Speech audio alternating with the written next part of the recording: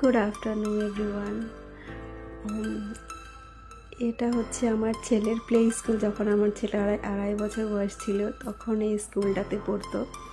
এখনও হাই স্কুলে চলে গেছে, এখনও ক্লাস ফার্স্টে পড়ে। তো এটা হচ্ছে ওর আমার জন্য ভীষণ একটা ইমোশনালি জায়গা।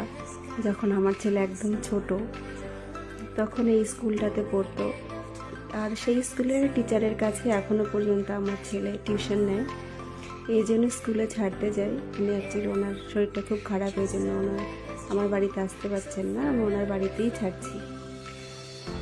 আর সেখানে গিয়ে পড়ার শেষে আমার ছেলে ব্রোনে স্কুলে গিয়ে ওখানে দিদির সাথে গিয়ে একটুখানি পেট করছে চেয়ারগুলোতে, আর এনজয় করেও ভীষণ।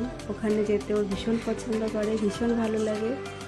আর আমিও কি একটুখানি আমার মন ভালো হয়ে যায়। যখন আমার ছেলে ছোটো ছিল তখন এই স্কুলটার সাথে আমার অনেক ইমোশন জড়িয়ে আছে। এই ভিডিওটা যদি ভালো লেগে থাকে একটু লাইক করে দেবেন আর শেয়ার করে দেবেন। Thank you.